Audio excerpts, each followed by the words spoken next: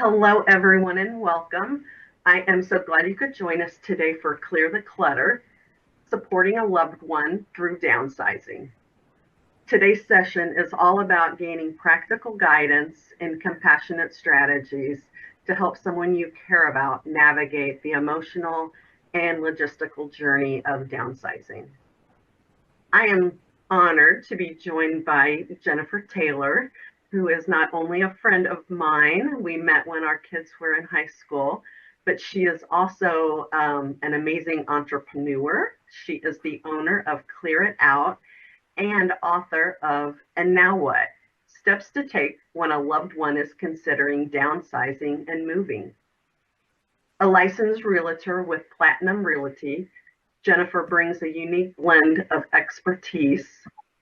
She holds a Bachelor's of Arts in Business Administration from Benedictine College and a Master's of Business Administration from Mid-American Nazarene University. Beyond her professional accomplishments, Jennifer is deeply rooted in family and community. When she's not speaking across the region, she enjoys time with her husband, Todd, a partner of more than 30 years, and their 3 wonderful children. And now her brand new granddaughter, born just earlier this month. Congratulations to your family, which is growing. Very exciting. Jennifer's insights today will help us approach downsizing with empathy, clarity, and confidence. So let's dive in and learn how to support our loved ones through this meaningful transition. Welcome, Jennifer, and thank you so much for giving your time to us today, to us in the community, and sharing your vast knowledge of how to approach this life-changing event. Yes, you're welcome. Thank you for inviting me to speak. So I started my business Clear It Out in March of 2009. The goal of helping people through the process, downsizing, moving, packing, what do I do with all this stuff? Because we all accumulate it. And honestly, our children really don't want it. So what are we going to do when it comes time? So today I hope to give you, at least you can take away a couple of pointers that will help you, guide you on the process. And when we're done today, I told Jody that I have a couple of handouts that I will send to her. She can email out. One of the 21st step decluttering ideas to get you started, and some suggestions to start the process of decluttering. And I'll send those to her so she can send them out if you want them. Yes. If you have any questions, please feel free to ask anything. I'll be honest, in 17 years, we've seen just about everything you can imagine. And we love working with people. Every day is different. Every challenge is different for every family. So anyway, so I will just start with, some pointers and things I recommend, how to get started. If anybody has any questions, please feel free to ask. So a lot of times people will say to me right off, hey, when should I start? I'm not going to move for 3 years, 4 years. So how about now? Because honestly, it's a continual process of getting things out of your house that you do not need. We all bring things in and we sometimes hesitate to get them back out. So it's an ongoing process that should be happening every season.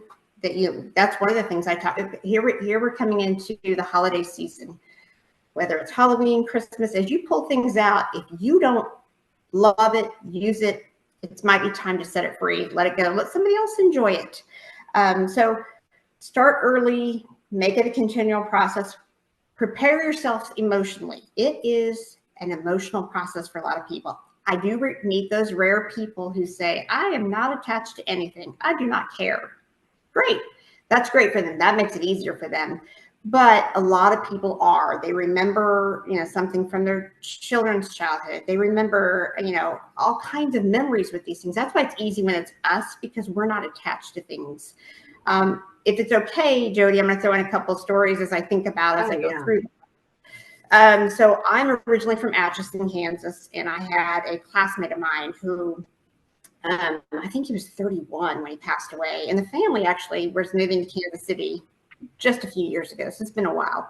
She had us come up and sort through her stuff. We pulled out this baby lamp, and she started crying, and we didn't know, what the what it was. And it belonged to her son who had passed away kind of unexpectedly.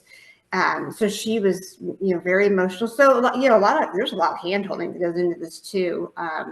We talked her through it, and we asked her if it would be okay if we took a picture of it. She could make a photo album and have the memory, but not the stuff. And that is a great way to deal with things like children's artwork, items that have special memories you don't necessarily need anymore, large furniture, living quarters get smaller, especially when someone takes a step of moving into maybe an apartment out of a big house. And we just don't have space for a lot of things. But if it holds a special memory, take a picture, put together a book. You can do it on Shutterfly, or a lot of options for that, and tell the story behind that piece. So you have the memory, but you don't need the stuff. So that is something I recommend to people too. She was good setting that free after we had the talk. And she was fine. It's kind of freeing. It really is a freeing process to move things out of your house you don't need or want anymore. Okay, so start early, prepare yourselves emotionally, make it seasonal. Like I said, as we come into the holiday season, if you're not using something anymore, maybe it was handed down through the years, you feel guilty. A lot of times we say to our children, hey, or another relative, do you want this? And they say no, because they don't. I mean, kids nowadays, I have 3. They're soon to be 28, and I have twins who are 25. They're minimalist. And you know what? They don't, kids don't appreciate china. If they can't throw it in the dishwasher or it's a paper plate, they just don't want it. And we have to, prepare ourselves for that. Antiques, though we all know they were made really, really well, they're going to take them and they're going to paint them. They're going to do it, they just don't appreciate it. They want IKEA. They want build it. I don't want it anymore. Get rid of it. So prepare yourselves for that. So, as you go through pulling things out, bringing new things in, look at what you have and decide, do I really love it? Don't feel guilty getting rid of stuff. I tell people start small too, like a closet. Maybe say this week I'm going to do a closet. That's it. If you say I'm cleaning it, small, start small. If you say I'm going to clean the basement out this week, you're going to go to the basement, you're going to get hooked on one item or 2 items, and you're going to shut the door and nothing's going to happen. So start small, a closet, a junk drawer, just something small. And I tell people set up a box system. Okay, this over here, I'm going to keep. Well, actually, don't put the keep stuff in the box, put it away. Set your box up to sell, donate, trash, or shred. Bank statements, old checks have Social Security numbers on them. So we always have that shred option. But if you want to sell it, then you think it has some value, you can set it aside. You're going to donate it, put it in a box or a bag. And when you're done that day, it goes out to the car and on its way. If you put it in the garage or another room, you're going to revisit it. You're going to be pulling stuff back out of it. And so it's important to get it out of the house so it's gone and don't worry about it. Then we all have trash. So just, your trash, your shred, your donate, your sell. Okay, so set up the box system. Don't revisit at the end of the day. Move forward. Feel good about it and keep going. Gift things. I remember my husband's grandma was 103 when she passed away, but when she moved into a community up in Iowa, she gave us back a photo album with all the things we gave her of the kids, whether it be pictures, articles out of the newspaper. When we used to use newspapers, we don't have those hardly anymore. She gave it all back to us, and it was really cool in the book form, but she didn't need it anymore. So she's like, I'm giving it back. Someone gave you something 20 years ago, you've loved it, you've enjoyed it, but you remember who it came from, and always offer it back to them if you're ready to part with it. So start gifting things, but also don't be offended if they don't want things back. Like I said, they're very much minimalist. In my family, my mom collected and still collects, but she doesn't buy anymore. Hummels. They used to be $300 a piece. You can find them now for like $50 in the estate sale. And my sister did precious moments. They're like $5 at like a thrift store. So, and I don't imagine the kids are going to want any of that. So, but if you're ready to start parting with it, or I see a lot of people make a little note on the bottom of an item like this came from so-and-so, offer it back. But if they don't take it, don't worry about it. And this is a big one for people. Don't allow your home to be used as a storage unit. A lot of times adult children will be moving and they'll be like, hey, mom, dad, can I store this in your basement for a while? I cannot tell you how many people through the years have said to me, I really want to move. I need to move. I don't know what to do with this stuff. This isn't even mine. I've got my grandparents, my great aunts. People just start piling stuff in your house because you got room. Well, no, I don't. Now I'm moving and I don't. So don't let, if it's that important to your family members, they will pay for a storage unit. And they should pay for a storage unit. You are not the storage unit.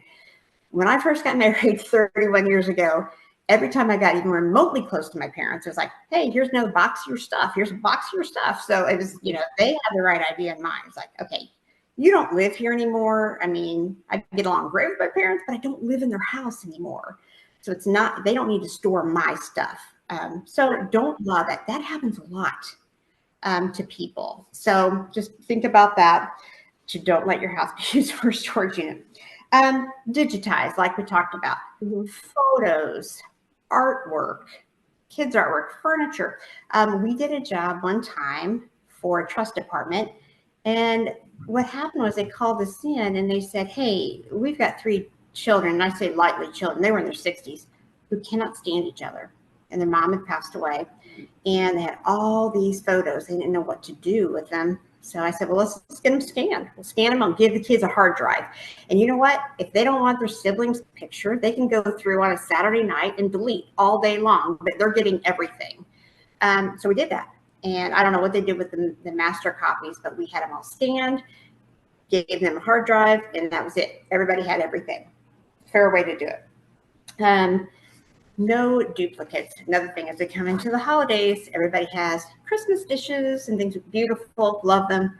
But you know what? If you use them once a year, maybe twice a year, if you have something else that will work, and that's maybe something that you can part with. Just a thought, because if you have 15 spatulas, do you need 15? Maybe, if you don't run your dishwasher very often. But the most part, we have so many extra things that we need to just focus on what we need. Keep those.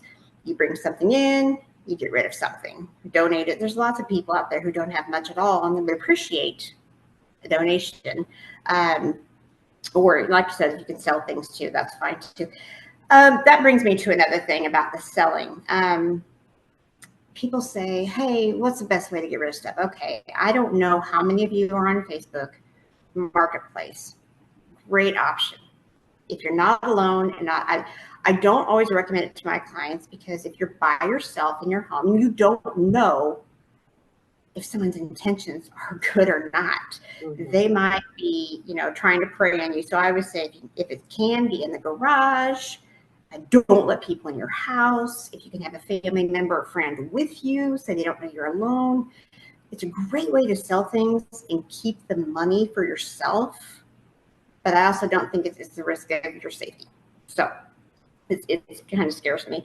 But there's lots of options for selling things. There's your traditional garage sale. Is there enough for an estate sale? If someone's moving, full on moving, let's say downsizing to an apartment, or they're taking the step into 55 plus independent living, they probably could potentially have an estate sale. That's when everything in the house is just marked price. People walk through and shop. I mean, they buy half empty bottles of chemicals. They buy canned goods. They buy everything. So if that is one option, there's also, I work with some specialty people in Kansas City who have a worldwide following. They do artwork. They do coins. They do things like that. There are used bookstores, though I'll tell you it's really kind of hard to carry a lot of books because they do get really heavy. There are some books buyers who I know too who might come out and if I can ever give advice to somebody and I don't need to be out there and involved, I am fine giving people free advice all day long to help them get this process moving. So bookstores, if anybody's familiar with eBay, great option. Lots of people out there buying, but you have to feel comfortable with the computer to do something like that, or find somebody who is. Sports equipment resellers, there's some of those out there too. Now, keep in mind, they're going to give you a low price, or if they do it on consignment, they're going to keep things, keep a portion of that. There are consignment stores for furniture. They also will keep a percentage, and they ask you to get it to the store. A lot of them work with movers who can get things to the store for you, but you lose out there. So Marketplace is great if you can do it safely, because you get to keep the most money. But like I said, if the cost of your safety, maybe not worth it. Anyway, also books to libraries. People like to donate books through stores. There's a lot of them with great missions behind them. I do. I'm close to, physically located not far from Hillcrest. They help people who are homeless get back on their feet. I like to donate a lot of stuff there. Pet shelters love towels, old sheets. They don't care if there's not in perfect condition. They use them for the animals and they end up throwing them away. So towels, sheets, we do that. Senior centers like craft supplies, because they have, they have their seniors doing crafts and they need some extra supplies to help them with those things. In food pantries, excess food, we are taking care of a property right now, 3 boxes of food. We took it to a little, it's not actually a full-on food. We do sometimes food pantry. There's a little place in Riverside where people go to get food out of the box if they need food. And we just put it in there so that people who need it can come and get it. Anyway, trying to think, I'm throwing a lot of things at you really quick. But bottom line is, big thing is to get started. Get started small. Don't be offended if people friends, family members don't want your stuff. That does bring up a point when there are people who do want your stuff. How do I get rid of it? Well, through the years, there's been a lot of that too. And people have said, well, how's a fair way to, I've got 2 kids who want the same thing. So through the years, I've listened to my clients, and they have things like they give their family members Monopoly money, play money, and they let them bid on things. So whoever bids the highest with their money gets it. It's just a fun way to try to make it fair. Draw names out of a hat. Start with the oldest, then start with the youngest. And just whatever really works for you, in case these kids do, in fact, or relatives do, in fact, want some of these things. How do I get them fairly distributed? It's just amazing, though. You find when the time comes, not so much with contents they fight. People fight over money. If they find out there's money in the estate, it's just, but decluttering and getting rid of all the extra stuff is, it's just a process. It takes time. You didn't get things overnight. They're not going to be gone overnight. But just find the process that works best for you. Get started small, be consistent. And if there is a way to sell it and make some money, great, but not at your safety. Am I throwing just too much out there too fast? I think it's perfect. Yeah. So I told Jody told you too. So I wrote this book, published it in March. It's been probably an 8-year process, and talks about everything about when, where, how, when's the right time to do it? Where do you go? But the most important thing I think in this book is the last chapter, which is the legal things. This is, going off the topic of getting rid of clutter. It's so important for people to make your wishes known. And if you really want those to be honored, put them in writing, make it legal. That book, that chapter talks about all the things that you should do for yourself and your family to make the process seamless.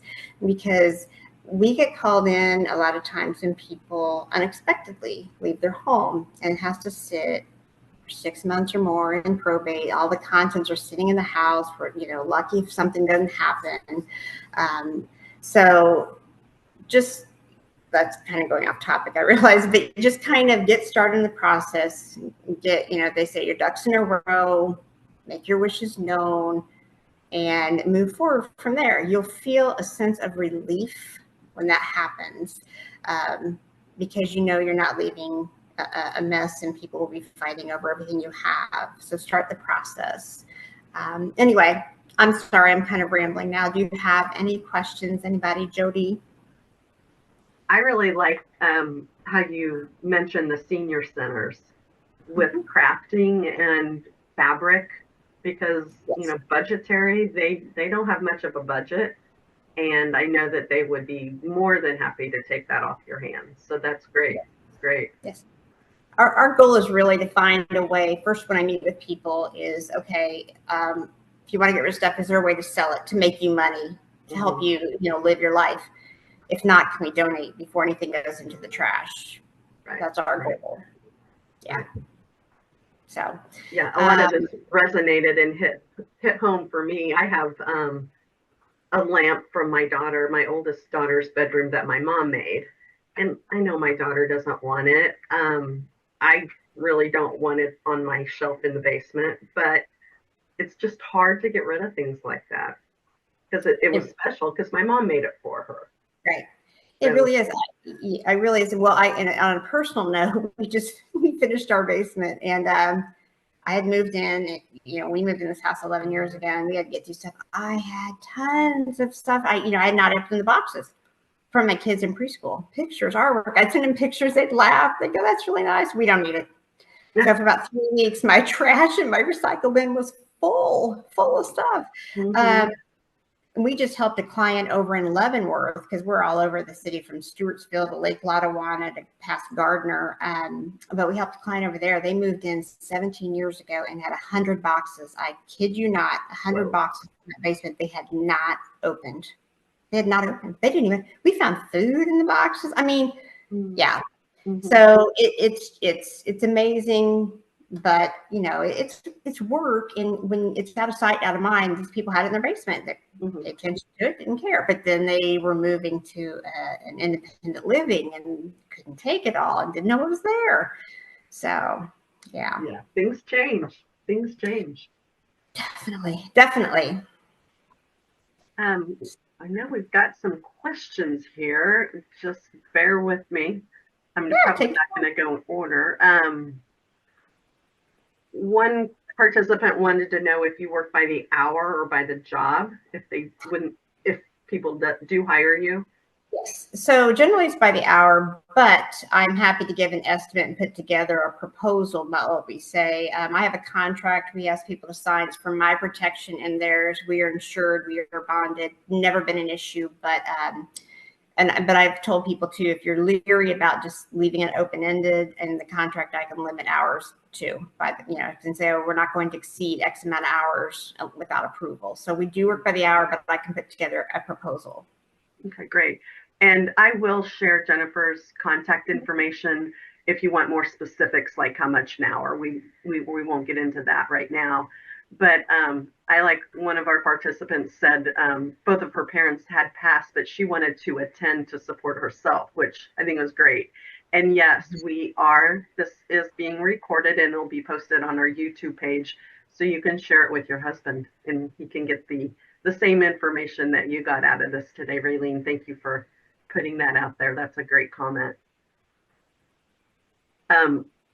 Now, did you, Jennifer, when you spoke about maybe making a photo album of all the artwork, is that something you do for the client, or is that something that the client will be having to do that on their own? So it's something we could do. Like we would be out there with them. We help people sort a lot of times when they're just, it's overwhelming when it's your stuff and you bring in it. And that's the other thing. So yes, we can go out and we could take the pictures. We can order the photo album, but we want their verbiage as to who did this belong to, which child, what age. We need to know all those things. We are kind of what I like to call the buffer. Because when kids come to see elderly parents or family members, they should be able to enjoy their time together and not be okay, I'm here today to do this. We have to do this today.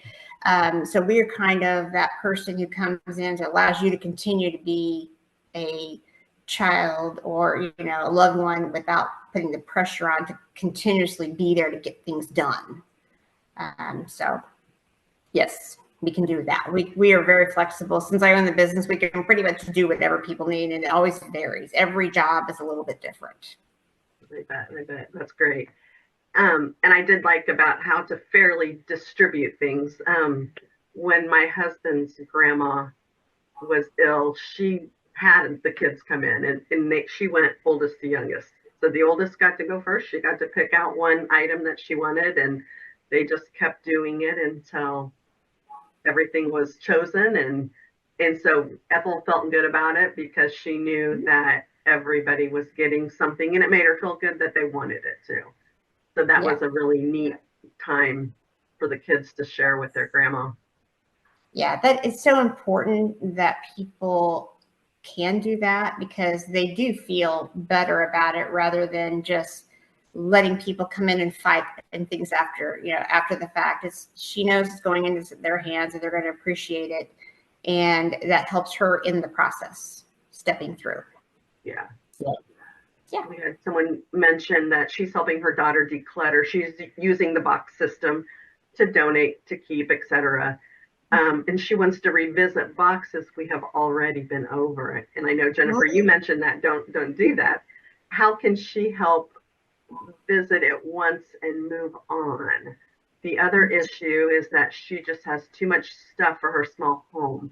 How do I bridge that topic with her? Oh, I see what you're going for. How do you bridge that topic to your daughter that you got too much stuff in this house? And she says she always asks her permission first before she moves anything. Yeah, so that's a tough one. So the daughter asks permission first before she moves anything, or the mom? The mom asks permission, and it looks like her and the daughter have done the box system, but the daughter keeps wanting to go back and revisit the boxes. Well, go ahead. No, you go. Yeah. At that stage, that's when I say it's important. At the end of the day, once you've done a box, okay, you're donating, yay, take it out the door and put it in the car and take it away. Good. Because we had a client we were managing in a community in Lenexa, and she was a hoarder. She would go out at night and get all the recycling that other people put out. And we had to go in, and her family hired us to go in and get that stuff out all the way outside to the recycle bin. But, so the further away she couldn't get it. But that's just it. Once you've made those decisions, that's the danger right there. They're going to be like, oh, wait, hold on. I think I know somebody who wants that. And then you've got nothing accomplished. So once she said, okay, I'm okay donating this, get it out, get it donated that day, or put in the car to donate the next day if it's after hours. Just get it out of the house. The whole, I know she did not say hoarding, but there's a whole mentality on this thing where people hoard, and they feel like I need to see every single piece of paper. And I get it. And at some age, sometimes you're just going to be able to manage it, but you're not going to change it. There's a reason behind it. And and I can't go into all that because I'm not, licensed to do that, but there's a reason behind it. But I always say, as long as it's safe where they're at, especially older people, because if they have pathways and they can't get out, that's a problem. So we need safety for people. You're not going to change. You might be able to manage. I would say just get those boxes once she's made decisions. Even if you do it maybe earlier in the day, that same day it goes out the house. That's great. I wouldn't have even thought about that, because I do that myself. I'll have a box, ready to go to Goodwill, and I just put stuff in it, and once it's full, we'll take it. But I found myself going back to that box, pulling out something. So go that day. Yeah, just get it out the house, and it's outside, out of mind, and you can't revisit it. So that's the best way I could say to handle that. And I get the understanding where she wants to, and I understand that mom wants to help, and I respect that she wants to show her everything, but it's always going to be a managing situation. Yeah. Do you do a lot of estate sales? I know they're very popular. There's even an app you can put on your phone where you can see what estate sales are in your zip code for the weekend. Yep. So I actually don't hold them myself, but I recommend, there's several companies I work with. Some do smaller ones. A lot of them you'll hear, they'll say, I have to see, so many big items, or, $10,000 worth of stuff. But I work with people who also do smaller sales. They're happy to go in, spend a day or so setting up and then running a sale.